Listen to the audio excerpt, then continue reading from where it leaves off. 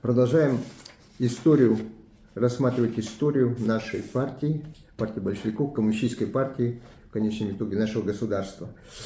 На предыдущем занятии мы с вами рассматривали события, связанные с поражением Первой русской революции и преследованием, реакции, которая наступила, Столыпинская реакция, которая наступила после 1907 года, с середины 1907 года и до 2010 года. Вот в эти годы, как шла борьба партии, в основном с ликвидаторами и отзавистами, а также с примиренцами, которыми являлись троцкисты. Вот. В этот период, пятый съезд, мы говорили о пятом съезде, который прошел в 1907 году, и потом будет очень большой промежуток. Шестой съезд состоится только в августе 1917 года, то есть через 10 лет. Такой промежуток был связан очень сложными условиями реакции, преследования, нового революционного подъема, о котором сегодня будем говорить, так? И затем Первая мировая война. Первая мировая война, Февральская революция, и в конце концов перед Октябрьской революцией был создан шестой съезд. Но вот сегодня мы рассмотрим такие события, как созыв шестой Пражской конференции большевиков, партии РСДРП, так, где произойдет окончательное размежевание между большевиками и меньшевиками. Вот. И тогда точно, скорее всего, тогда аббревиатура это появится, РСДРП-Б, большевики. Или, иногда говорят, она позже там появилась. Так, рассмотрим вкратце, рассмотрим вообще. Революционный подъем был связан с промышленным подъемом. Некоторые цифры я тут приведу. Вот. То есть капитализм развивается циклически, 4 стадии. Мы говорили, Первый мировой кризис 1900-1903 года, он сильно, как говорится, ударил по народному хозяйству, по экономике всех стран. И особенно сильно, конечно, в России, потому что Россия наиболее слабое государство было, периферийный капитализм. Так? И в этот период как раз, эта эпоха империализма, период кризиса, он ускорил создание монополий, монополистических союзов. Только они могли выжить в таких условиях, а все мелкие и средние предприятия, они рухнули. Так? Начали очень большие тоже потрясения, идет дальнейшее, как говорится, растет число бедных крестьян, несколько растет число кулаков за счет бедных крестьян, так? За счет их земли. И, в общем, деревня очень бедствует. Кстати, в эти годы потом, и в годы кризиса, и потом посткризисные, в начале 20 века, говорят, умерло 5 миллионов крестьян от голода. То есть периодические голодовки, они преследовали деревню. Так, и далее идет по циклу, обычно, это и сейчас продолжается. Капитализм, он так, в общем-то, и живет, но, конечно, сейчас немножко эти циклы, они становятся какие-то более затяжные и так далее. Я считаю, что сейчас мировой капитализм находится в затяжном экономическом кризисе, отчасти и политическом кризисе, да? Как об этом и говорил Владимир Ильич Ленин, что империализм – это высшая и последняя стадия капитализма. И сейчас мы видим и Соединенные Штаты, и Европа особенно, скажем, и та же Япония и так далее, они находятся в довольно серьезных кризисных ситуациях в экономическом плане, в политическом плане, в военном даже плане. А с другой стороны, допустим, страны БРИКС и другие страны, они, наоборот, набирают силу, растут, особенно Китай, возрождается Россия постепенно, да, и другие страны, Индия, Бразилия, Южная Африка, и еще 10 членов, которые вступили в БРИКС.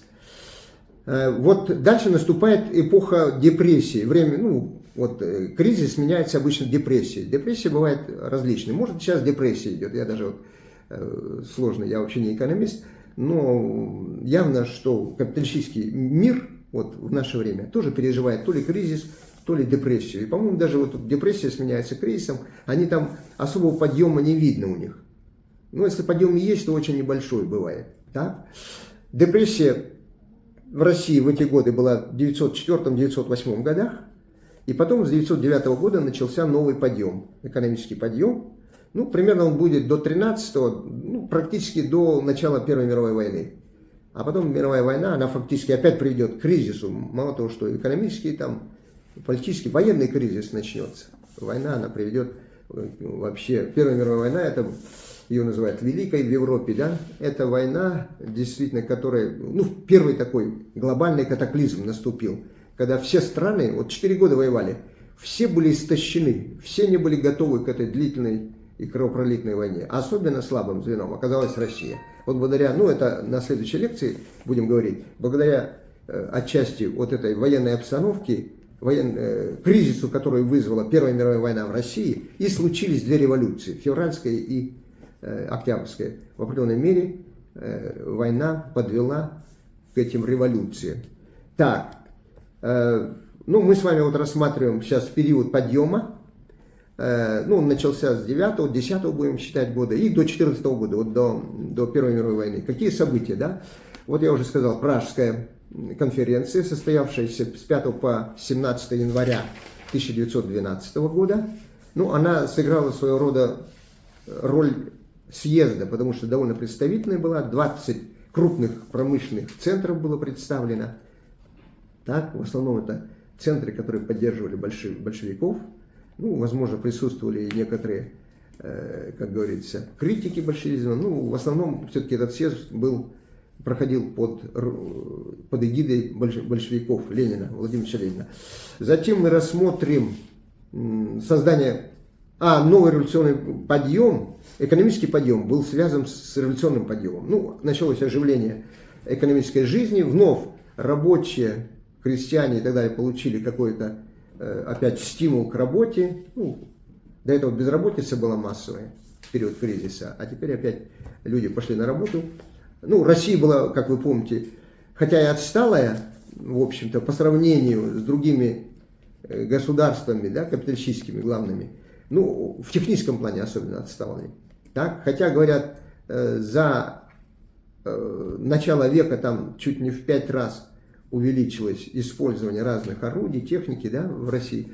Но все равно вот вооружение современными орудиями и техникой у нас было от 4 до 10 раз меньше, чем в странах Европы, ну, Великобритания, Германия, и в 10 раз хуже, чем в Америке. То есть, ну, наша страна технически, в промышленном отношении даже, да, вот она оставалась еще слабо развитой. Так, ну или по крайней мере так, промышленность была на среднем уровне, а в целом экономика была очень слабой, потому что деревня была очень отсталой. Так, и там вот как раз в деревне очень мало еще применялось какой-либо современной техники, тех же тракторов не было там, всяких сеялок-веялок, да, современных, вот. По-прежнему саха преобладала там и много. У нас, особенно на окраинах государства, вообще натуральное хозяйство еще было. 4 уклада в это время существовало в Российской империи. Так, и дальше рассмотрим выборы в Государственную Думу. В 1912 году тоже, 4-ю Государственную Думу были выборы, участвовала партия большевиков и образовала свою фракцию. И, наконец, рассмотрим вот такой важный момент, как, значит, борьба большевиков, партии большевиков за интернациональное единство всех народов России и всего мира, в общем-то. То есть вот о том, как партия большевиков начала развивать и, значит, ну, развертывать вот свою программу решения национального вопроса. Вот эти вопросы. Ну и, наконец, каким образом партия, вот начался в 10-14 годах, очень резко стало нарастать революционное движение. И вот это движение надо было возглавить. Ну что ж, начнем по порядку. Да, вот смотрите, я вам тут сначала скажу тут некоторые даже цифры, да, о которых вы должны знать. Ну, речь идет о новом экономическом подъеме. Да, вот, допустим, в связи с кризисом, прежде всего, да, у нас наступает господство монополий, как и в других странах. И вот эти монополии в основном и командуют промышленностью, прежде всего. Ну, в сельском хозяйстве командуют помещики и кулаки, как известно. Значит, кроме объединения промышленников, капиталистов, объединились банкиры. Вот. Ну, по разным сведениям, от 7 до 12, тут считается, крупнейших банков России сосредоточили 80% всех средств акционерных банков страны. И вот финансовая олигархия, она все больше заправляла хозяйственной жизнью страны и тесно сближалась с бюрократической верхушкой государственного аппарата. Имеется в виду, что банкиры, вот такие как Путилов, там, Вышнеградский и так далее, да, они, во-первых, стали объединяться с промышленными предприятиями, с монополистическими союзами. Вот Путилов, он же банкир, в общем-то, по своей первоначальной работе, да, скажем, а он вот приобрел, можно сказать, вот этот Путиловский завод, ну, акционерный тоже, видимо, предприятие, но он имел там, что называется, контрольный пакет акций, и вот этот завод назывался Путиловским, так, хотя Путилов сам был банкиром. Вот, короче, идет сращивание промышленного и финансового капитала. Ленин говорит, что вот это сращивание, да, оно дает, ну, как бы во главе этого союза стоит финансовая олигархия. Ну, мы сейчас тоже говорим про олигархов и так далее. Ну, наверное, тоже наши олигархи, они и с банками дело имеют, и разными отраслями у нас командуют. Ну, акционерные общества, но они имеют контроль пакета акций, фактически командуют этими отраслями. Так, еще что можно отметить. Да, вот Россия, будучи слабым государством, не имела, вот наша буржуазия особенно, она слабой была в политическом отношении. Ну, в определенной мере она была слабой и экономической. Поэтому, чтобы проводить, вот при Николае было два реформатора. Сам Николай это был консервативным человеком, Николай II. И очень посредственный такой политик, да, очень высокого уровня, скажем. Так, поэтому его народ, в конце концов, против него был настроен не только народ, против него были настроены даже, значит, буржуазия и помещики, и даже его царская семья, в конечном итоге, будут требовать его отречения. Вот. Ну, настолько он был уже, ну, это произойдет в период уже февральской революции, да, ну, вот настолько он был беспомощным и так далее. Теперь, если говорить и вот в связи с тем, что своих средств не хватало, Витте проводил, ну, вот так вот, грубо говоря, как говорится, можно сказать, что Сергей Юльевич Витте, он в основном занимался капиталистической индустриализацией. Он открыл широко двери перед иностранным капиталом. Ну, у нас своего капитала не хватало, и вот поэтому очень много иностранного капитала, значит, появилось в России. И причем капитал в двух формах закабалял нашу страну. Ну, во-первых, прямые инвестиции, то есть иностранцы вкладывали деньги в самые развитые отрасли, самые продвинутые отрасли. Это уголь, добыча угля, нефти, значит, производство металла, это, ну, вот Германия там, например, электротехнику и так далее, да, французы там железные дороги. В общем, вот они вкладывали сначала прямые инвестиции, и вторая форма – это займы или кредиты, которые они выделяли царскому правительству, ну, позже временному правительству. И наша страна оказалась очень сильно закабаленной, особенно вот этими долгами. А иностранцы, вот я говорю, они, значит, ну тут вот тоже пишут, от трети до 70% в отдельных отраслях преобладал иностранный капитал. До недавнего времени, вы знаете, вот до этих экономических санкций, такая же ситуация, вот, скажем, была и в нашей стране. Ну, санкции привели к тому, что иностранный капитал в основном ушел из страны, и страна, наконец, начала развиваться сама. А так у нас тоже иностранный капитал преобладал в очень многих отраслях, особенно в торговле там, и так далее. И что еще нужно отметить? Да? И вот и в банках даже, в банках 40% основного капитала главных российских банков принадлежали западноевропейской буржуазии. То есть страна была очень сильно закабалена. А иностранцы получали огромные барыши, ну, потому что у нас дешевое сырье, его много, так, у нас дешевая рабочая сила, у нас, как говорится, можно эксплуатировать эту рабочую силу, потому что законов не было фабричных там до конца 19 века, так. И даже до первой русской революции жизнь рабочих вообще очень плохо регламентировалась законами, поэтому эксплуатация была очень дикой такой. Так, вы знаете, положение настолько было тяжелым, но я вам сказал, вот в деревне, вот в эти годы, 10-й, особенно с 10-го, говорят, по 14-й год, произошло несколько голодовок, и вот умерло, ну, может быть, с начала века считают, 5 миллионов жителей. При этом значит, государство вывозило сырье, ну, зерно имеется в виду. Это был один из главных экспортных товаров у нас. И наш министр финансов, вот Вышнеградский как раз, по-моему, он заявил о том, что не доедим, но вывезем. Вот кто не доедал-то? Не доедал народ, а вывозили по 10-11 миллионов тонн зерна ежегодно. Так, продавали.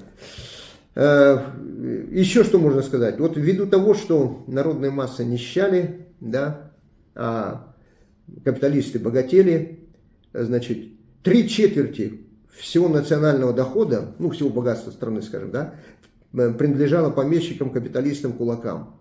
Ну, царской семье, в том числе бюрократии и так далее, да? Вот. И сотни тысяч трудящихся отправились на поиски счастья на чужбину. То есть, вот в начале века, тоже, наверное, слышали, была первая волна эмиграции из нашей страны, уехало 1,5–2 миллиона человек. В основном, оказывается, это уехали люди, которые искали работу, искали, как говорится, лучшую жизнь и так далее. Вот такова была ситуация в начале века, ну и, в общем-то, вплоть до 14 года. И вот тут еще такой интересный факт приводится, да, о том, что в среднем рабочий в год получал 246 рублей. Ну, тогда рубль-то был не то, что сейчас, да. Рубль и копейки тогда играли большую роль, да. Вот. Поэтому 246 рублей, вы скажете, ну, это вообще, да, один обед сейчас столько не стоит там. Вот. А тогда они вот в год получали. А приносили прибыли капиталисту, то есть вот эта прибавочная стоимость, 252 рубля. То есть получается, что рабочий меньшую часть дня работал на себя и большую часть работал на капиталиста. То есть вот эту прибавочную стоимость создавал ему. Вот такие. А с другой стороны, значит, вот жизнь и здоровье рабочих очень дешево ценилось в царской помещичьей буржуазной России, да? За различные, значит, травмы рабочим платили не более 100 рублей за увечья различные, да? Вот. Вот, например, если рабочий терял зрение на оба глаза, полагалось 100 рублей ему. Да? А если один глаз терял, 35 рублей. Полная глухота, 50 рублей. Потеря речи, 40 рублей. Ну, это вот травмы производственные и так далее. Они преследовали рабочих вот повсеместно. Штрафы различные и так далее. Так, вот таким образом. Так? Поэтому, конечно, народные массы, вот, начиная с 9-10 года, в связи с экономическим подъемом, да, ну, оживилась вот экономическая жизнь, и рабочие массы тоже начали, ну, получили работу, стали объединяться. У нас ведь в стране, между прочим, да, вот, самое концентрированное было производство у нас, так? Вот в промышленности работало уже 3,5 миллиона человек в 2013 году, да, и по концентрации рабочих, то есть по количеству рабочих, которые работали на крупных предприятиях, более 500 человек, да, мы шли на первом месте в мире. Вот в Америке, например, на таких крупных заводах работала треть всех рабочих, а у нас половина. Половина этих рабочих работала на очень крупных заводах. Это, конечно, позволяло большевикам, ну и другим партиям, в общем-то, вести работу вот с этими мощными массами рабочих. Легче было работать. Организовывать, просвещать, воспитывать, выводить на различные протестные акции. Ну и вот с 2010 года начались мощный рост стачек. Начались они с Москвы, Петербурга, а потом перебросились и в другие города. Так? Причем многие вот эти вот протестные мероприятия, стачки, демонстрации, маевки, так, они проходили под политическими, значит, лозунгами. То есть вот еще в Первую русскую революцию появился лозунг «Долой самодержавие», вот, «Долой там, капитализм» и так далее. Да? В общем, вот эти вот лозунги, они опять стали подниматься на щит. Так, вот. Ну, различные, конечно, события ускоряли и, как говорится, поднимали активность рабочих. Ну, там разные были. Вы знаете, вот, например, арестовали наших депутатов Второй Государственной Думы в свое время, так? 1907 году. И вот поднялась волна за то, чтобы освободить их. Так? Были, значит, на ряде заводов, на ряде фабрик там, значит, произошли такие эксцессы отравления работниц. Тоже это подстегнуло рабочих на новые акции. Так? Но особенно, но это будет чуть позже, да, вот после Пражской конференции, мы об этом тоже скажем, это Ленский расстрел 1912 года. Ну давайте вот подойдем и рассмотрим коротко Пражскую партийную конференцию. Ну она была 6-я, потому что, ну видимо, до этого был 5-й съезд, вот, а дальше 6-я Всероссийская конференция. Ну для чего собрали в Праге вот эту вот представительную конференцию? Ну для того, чтобы наконец размежеваться окончательно с этими оппортунистами, ликвидаторами, меньшевиками и их защитниками, примиренцами, троцкисты там и другие. Так? Вот. Потому что, ну, я вам говорил, да, вот с момента создания партии РСДРП в 1903 году, ну, фактическое создание на втором съезде, возникло два течения, большевизм и меньшевизм, да, меньшевики и большевики. И вот меньшевики постоянно выступали с оппортунистических позиций. Если большевики это революционная, принципиальная партия, твердо идущая, как говорится, к революции, буржуазно-демократической и потом к социалистической, то эти виляли всяко разное и фактически отказывались от революционного подхода, от диктатуры пролетариата и стояли на позициях примиренчества с буржуазией, да, стояли на позициях реформ. Ну, в крайнем случае, они, может быть, поддерживали буржуазную демократическую революцию, и потом все равно считали, что буржуазия должна править 50-100 лет. Вот. А социалистическая революция еще до него очень далеко, якобы. Вот эти оппортунисты, они всяко раскалывали партию, раскалывали ряды рабочего класса. Поэтому нужно было от них отмежеваться, наконец. И вот это вот произойдет на Пражской конференции. Кстати, я был когда-то в туристической поездке в Чехословакии в 1975 году, и нам показывали. Это, кстати, не очень большой зал, вот они в каком-то здании были, я сейчас не четко помню, ну, зал был не очень большой, в принципе. И вот там, вот в этом небольшом зале, значит, заседала Пражская конференция. Тогда чехи и так далее все сохраняли вот эти вот все места, где участвовал Ленин, вот, и так далее. Она состоялась, как я сказал, 5-17 января 2012 года. Ну, Прага это столица Чехословакии, вы знаете, да? В то время Прага, Чехословакия, входила в Австро-Венгрию, Австро-Венгерская республика, империя Австро-Венгерская. Вот. 20 местных партийных организаций, ну, самые крупные были представлены. Центра, Закавказья, Украины, там, других территорий. Но не все приехали на эту конференцию. Полиция преследовала же делегатов. И вот ряд делегатов Урала, например, так, Поволжья, вот, и даже юга страны, значит, не смогли попасть на конференцию. Ну, тем не менее, конференция состоялась, рассмотрела главный вопрос, это вот об очищении партии от оппортунистов. Так? Были доклады, и, значит, ну, ликвидаторы, это в основном меньшевики, так? Они группировались вокруг журналов «Наша заря» и «Дело жизни». А Троцкий имел свою газету, я уж не помню, когда-то, знаете, Троцкий первый назвал газету свою «Правда», потом какое название имел в этот период, я не знаю. Но он тоже проводил через свой орган печати, тоже вот такую контрабандой, значит, проводил в среду рабочих ликвидаторство. Ну, Троцкий занимал примиренческую позицию, постоянно центрист какой-то, вот колебался, вечно колебался между меньшевиками, большевиками, оппортунистами, революционерами и так далее. Ну, к 1917 году, правда, он там, как говорится, у него будет группа межрайонцев, и они в конце концов примкнут к большевикам накануне Октябрьской революции. Ну, Троцкий был очень известный деятель, очень, как говорится, образованный, очень хороший оратор, организатор хороший, администратор, как говорил о нем Ленин, да, и он возглавил Петроградский совет вот накануне Октябрьского переворота. Вот. И, ну, был очень популярен в свое время.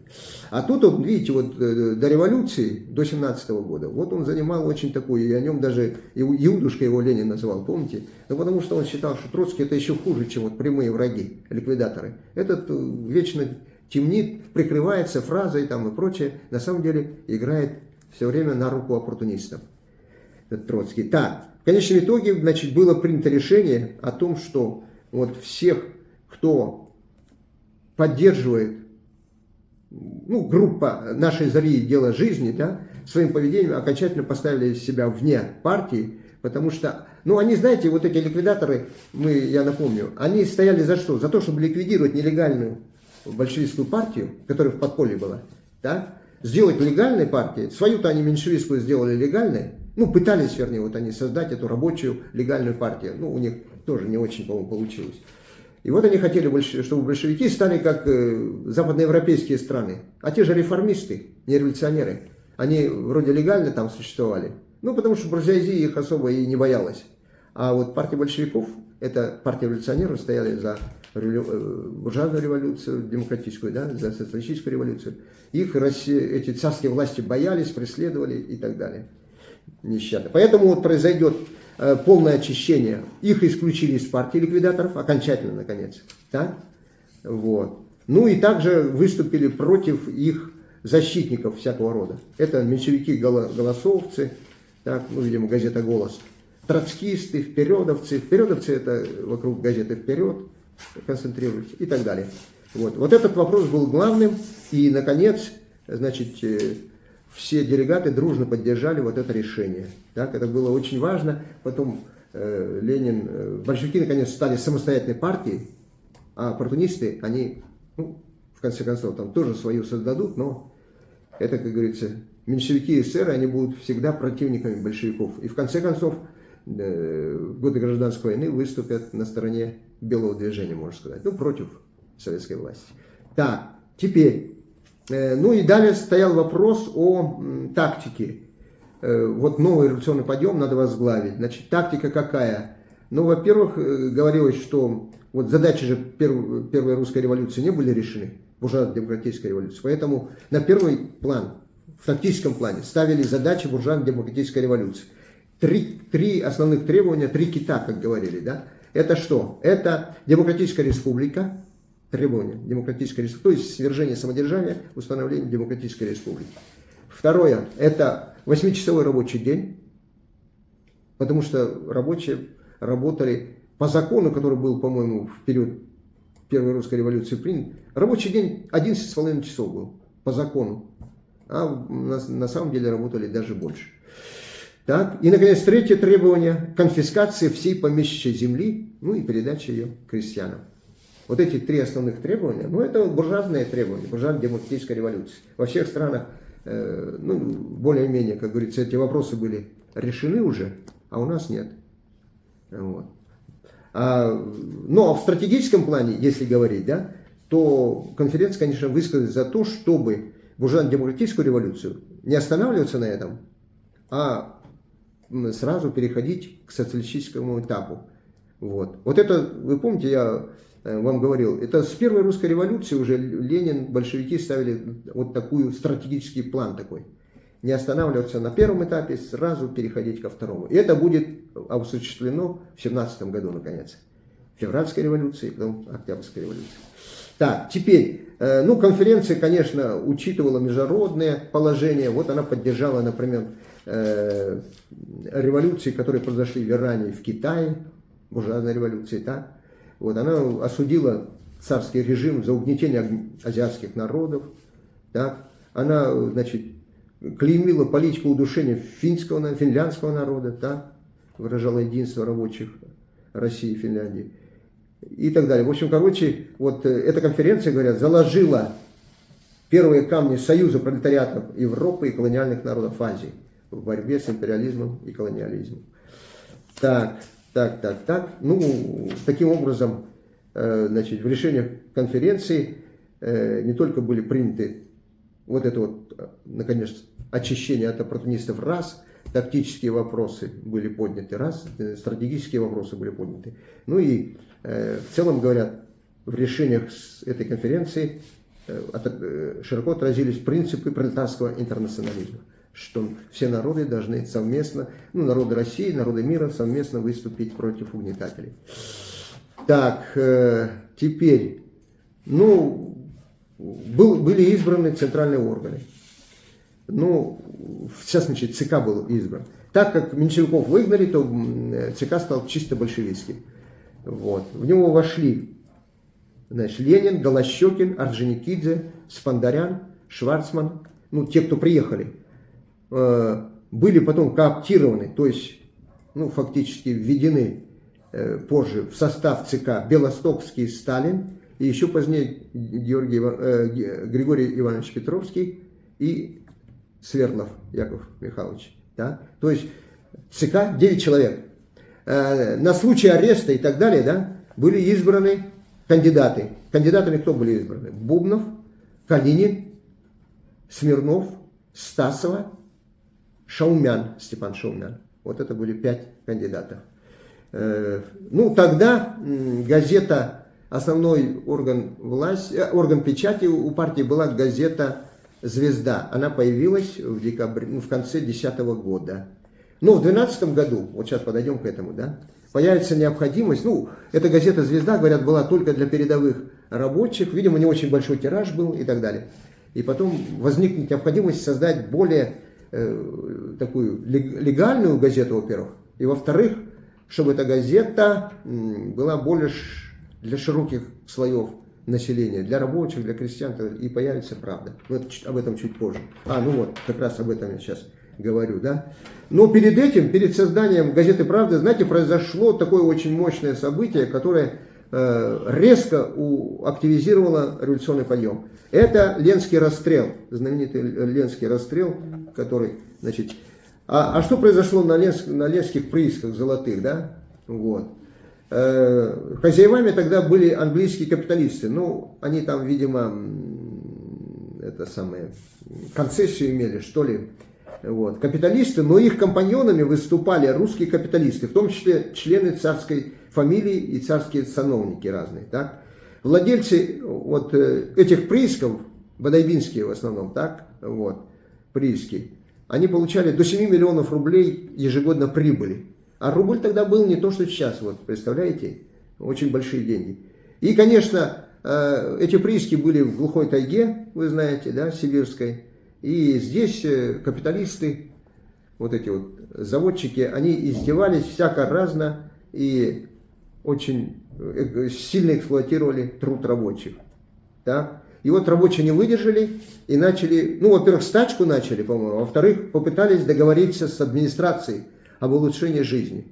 И вот когда они очередной раз 4 апреля пошли на переговоры с администрацией, значит, жандармский офицер отдал приказ команде расстрелять, значит, расстрелять вот эту демонстрацию, эту мирную толпу рабочих, которые шли на переговоры. 500 человек было убито и ранено. Это Ленский расстрел, так, который прогремел на всю страну. Представляете? И вот этот расстрел, он вызвал такой гнев народу, что, значит, поднялось 300, потом 400 тысяч человек, да? Вот, вслед за этими событиями. А когда наши депутаты Социал-демократической партии в Думе внесла запрос правительству, что же это такое, в чем дело по поводу расстрела, ответил царский министр Макаров, он, по-моему, министр внутренних дел, нагло ответил: так было и так будет впредь, то есть расстреливать будем. Вот. Это еще больше усугубило, значит, ну, вернее, активизировало революционную активность рабочих. Ну вот, и поэтому я говорю, в связи с тем, что нарастал революционный порыв, да, нужна была газета более, как говорится, масштабная по сравнению с «Звездой», так? И вот 5 мая, так, это 22 апреля, между прочим, по старому стилю, 2012 года в Петербурге вышел первый номер большевистской газеты «Правда», основанной Лениным. И с тех пор, вы знаете, 5 мая это праздник рабочей печати. Вот. Ну, он у нас вообще в советское время был праздником советской печати, ну и сейчас вот мы так его и отмечаем. Так? Вот, «Правда» стала общероссийским легальным органом партии, играющей огромную роль в жизни рабочего класса. Появилось очень много ее, ну, вот, членов редакции, активных сотрудников очень много, так? Сам Ленин 280 статей написал с 12 года по 17 до Октябрьской революции. И правда, конечно, сыграла очень большую роль в объединении, ну, как говорил Ленин о газете, что это коллективный организатор, вернее, что это коллективный агитатор, пропагандист и организатор. Вот, правда, все эти, как говорится, функции очень хорошо выполняла. Так? И авторитет ее очень большим был. Вот рабочий класс тогда ее очень любил. И в нем 17 тысяч рабочих корреспонденты за 2 года только с небольшим опубликовали в этой газете. Так? Теперь газету преследовала власти, конечно. Ее закрывали там, вот, постоянно конфисковывали эти, тираж. Газета выходит и раз. Ну, там революционеры там, как говорится, пытались уйти, всяко ловчили. Значит, смотрите, когда делали так, половину тиража заранее печатали и раздавали уже в рабочие районы. А вторую половину, ну, как бы в официальные сроки печатали. Полиция приходила, конфисковывала. Ну, половину. А половина уже разошлась по рабочим и так далее. Теперь, ее 8 раз закрывали, но она выходила под другими названиями. «Рабочая правда», «Северная правда», «Правда труда», «За правду», «Пролетарская правда», «Путь правды», «Рабочий», «Трудовая правда». Вот так каждый раз она возрождалась под новым названием. Вот. Так что правдисты, да, они, говорят, большую роль сыграли, вплоть до 17 года играли очень важную роль. Так, теперь другим важным таким событием было это, значит, выборы и работа большевистской фракции в 4-й Государственной Думе. Это вот перед войной последняя Дума. Так? В 12 году они на 5 лет избирались, Дума. Ну, как и сейчас практически, да? Вот. Обстановка выборов, оказывается, вот тоже, вот партия большевиков участвовала в выборах, как мы сейчас участвуем. Ленин написал политическую платформу избирательную, да, на эти выборы. Значит, работали масса людей на то, чтобы вот в 6 самых крупных промышленных предприятиях должны были избрать по одному депутату от рабочих. Рабочих вообще мало выбирали. Из всех рабочих, из всех партий выбрали всех 6 большевиков. Большевики были самой популярной партией, и вот они из крупных, самых крупных. А меньшевики, их 7, вот смотрите, фракции большевиков будет 6 человек, фракции меньшевиков 7 человек. Но они будут избраны от небольших, непролетарских районов, ну таких, если, короче, там, где было меньше рабочих, больше, может быть, интеллигенции всякие и так далее, да, вот оттуда. Ну, вот сначала они объединенно работали, 13 депутатов, а потом все-таки разделились, потому что, ну, меньшевики, пользуясь одним голосом, что у них один голос больше, они всегда резолюцию свою пытались протащить. И вот в связи с этим партия большевиков, значит, провела дискуссию и сказала, что надо отделиться. Большевики должны быть отдельной фракцией. Кстати, во главе этой фракции кто был? Григорий Иванович Петровский. Улицу Петровского знаете? Депутаты вот тогда, ну, с помощью Ленина, кстати, он иногда ему речи писал, они выступали очень яркими речами. Так? Они запросы разные делали по всем вот этим крупным нарушениям среди рабочих, крестьян и так далее. Так? Где какое событие, они тут же запрос. Вот. И в конце концов, их, конечно, там пытались всяко приструнить. Вот. В конце концов, их арестуют. Но когда это будет? В 2014 году. Почему? Потому что партия, вот эта большевистская фракция откажется голосовать за военные кредиты. Ну, за войну, за деньги, выделенные на войну. Они выступят против войны. Их арестуют, и Григорий Иванович к нам попал. Вот в 2014 году он приехал, был сослан. В 2014-2015 приехал. И был у нас тут до 2017 года. Так, и вот говорят, наши, вот, особенно 4-я Государственная Дума, постепенно вот из наших депутатов выработался новый тип революционного парламентария, подлинного представителя рабочего класса и всего народа. Да. Так, теперь, ну и наконец, как партия возглавила революционную борьбу, да? В это время идут волнения не только среди рабочих, так, но вот смотрите, как нарастает, да? В 2012 году бастовало более миллиона человек, в 2013 году 1272 тысячи, вернее, ну да, 1 272 тысячи, в 2014 году еще больше. В общем, короче, если бы не война, Первая мировая, Октябрьская революция, ну, буржуазная, потом Октябрьская, возможно, произошли бы раньше. То есть нарастала вот это вот общенациональный кризис, революционная ситуация нарастала. Но война все это, к сожалению, прервала. Так, смотрите, в 10-14 годах, по явно преуменьшенным данным, произошло свыше 13 тысяч крестьянских выступлений, ну, всякого рода бунтов. Крестьяне уничтожали помещичьи имения и кулацкие хутора, забирали хлеб, скот, инвентарь. В общем, короче, недовольство опять началось даже в царской армии, так? Вот. Ну, не даже, а и в царской армии, как это было в Первой мировой. Смотрите, в июле 12 года вооруженное восстание саперов в Туркестанском округе, так? В январе 13 года волнение солдат в Киеве, назревали восстания на Балтийском и Черноморском флотах. В общем, короче, шло резкое нарастание революционной волны. Вот это для того, чтобы ну, правильно организовать и руководить этими выступлениями, да, были созданы два совещания в Польше, в городе Кракове в декабре 2012 года и в местечке Поронино в сентябре 2013 года.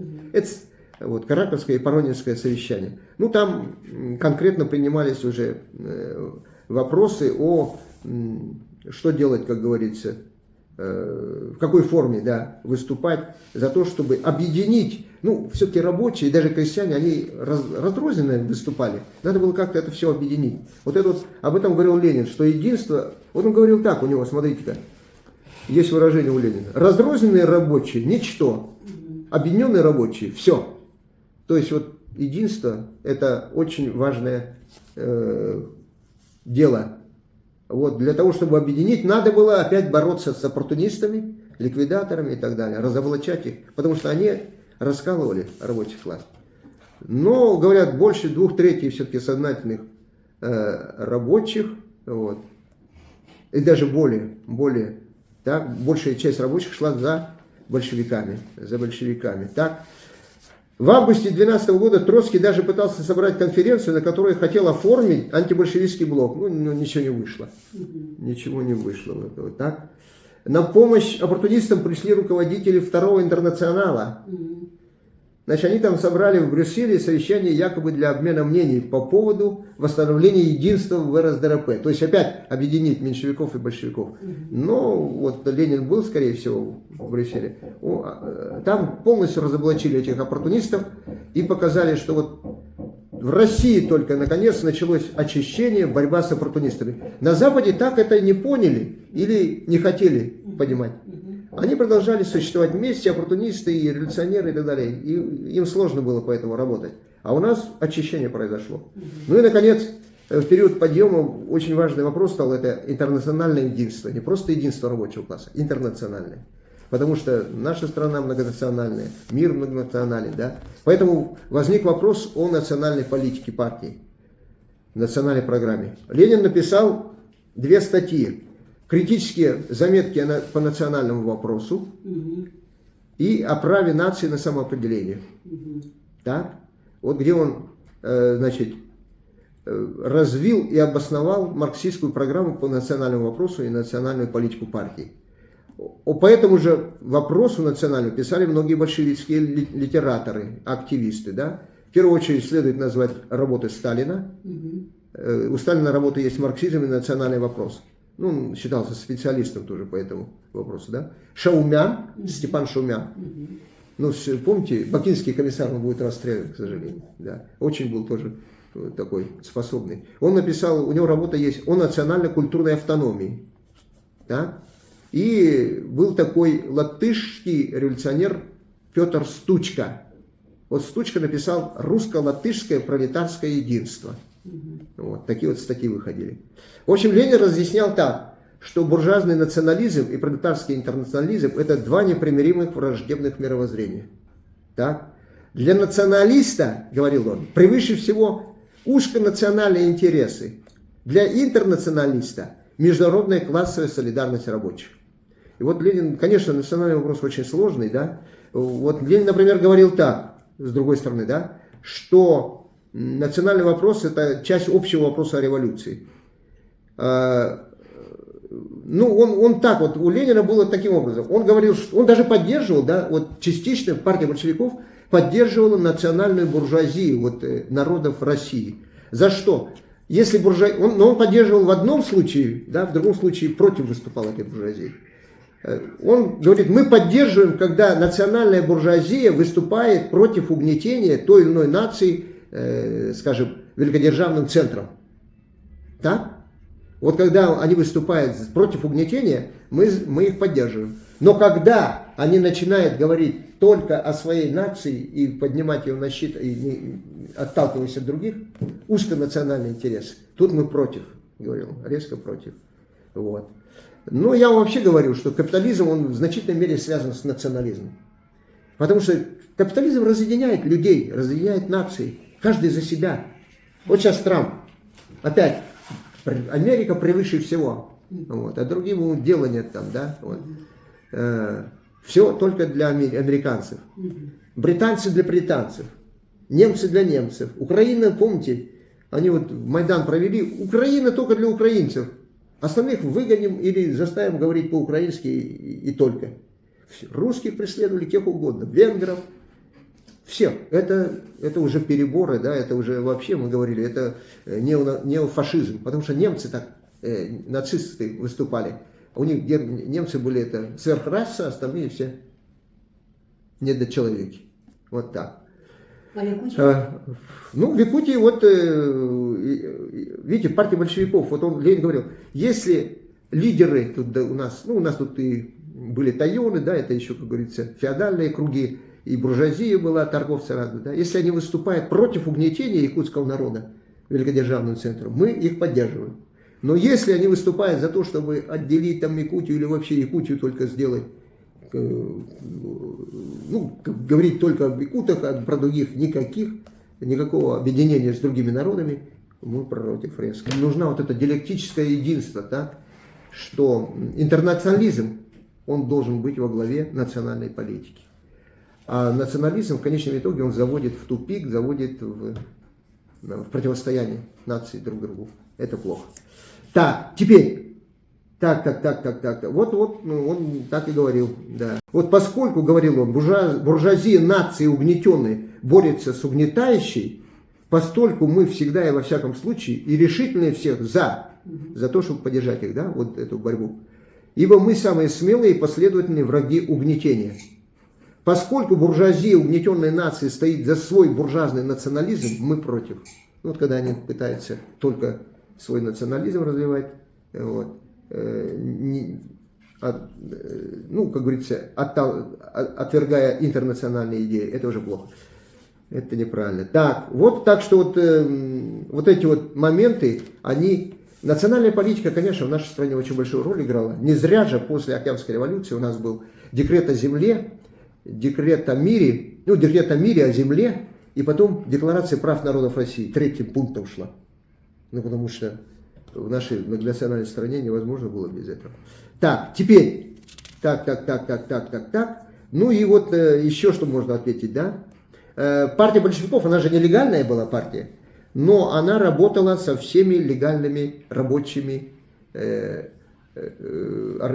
обществами, там, профсоюзы. В значительной мере профсоюзы стали поддерживать большевиков.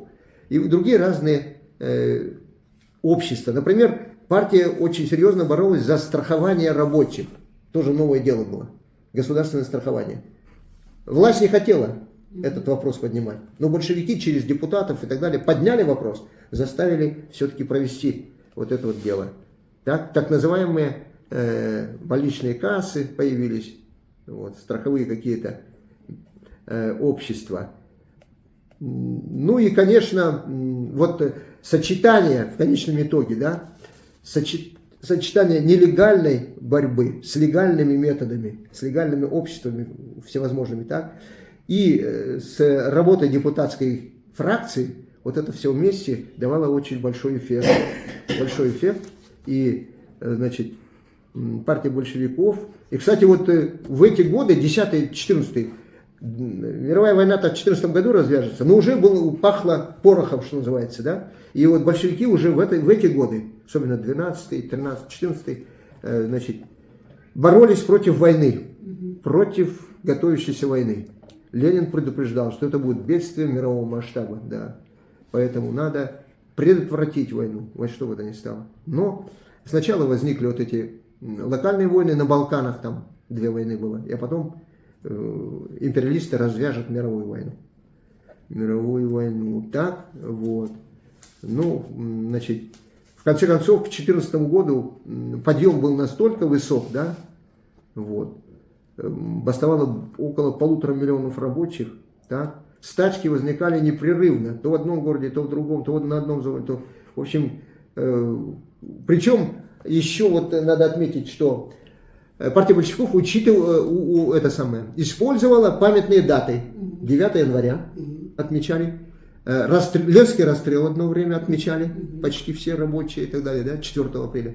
Маевка, 1 мая обязательно, массовые, да, вот это вот моменты, они еще больше поднимали волну протестов. Ну и в конечном итоге я вам говорил, что к лету 2014 года есть такой вот вывод, да, значит, стачечное движение поднялось выше, чем в 1905 году. А в 1905 году была революция, вы помните. Поэтому налицо был революционный кризис.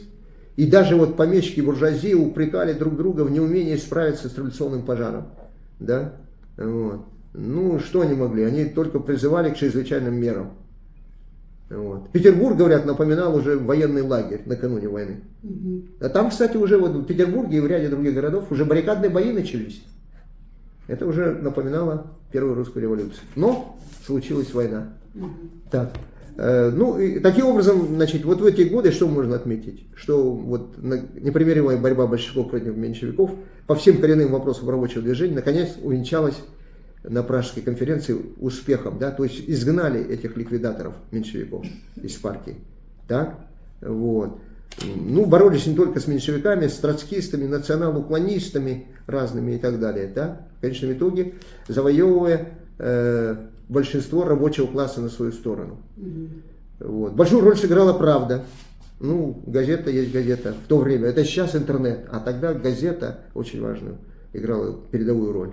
Так, большое выдающееся место в работе партии занял национальный вопрос. Это было связано с, ну, вы знаете, что вот экономический, промышленный подъем, ну, все равно жизнь не стоит на месте, народы идут вперед, и местная буржуазия везде, и у нас в том числе, да, поднимала голову и уже требовала, вот до революции еще требовали какой-то автономии там, или какой-то государственности. Но вот это, надо было этот вопрос решать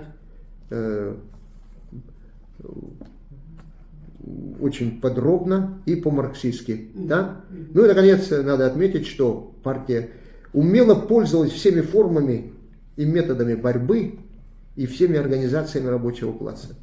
И она очень искусно переходила от одной формы к другой. Вот. То есть очень, как говорится, использовала, вот я сказал всем. Вот этот опыт, да, который накопила партия к этому времени, она потом использует уже в февральской и октябрьской революциях.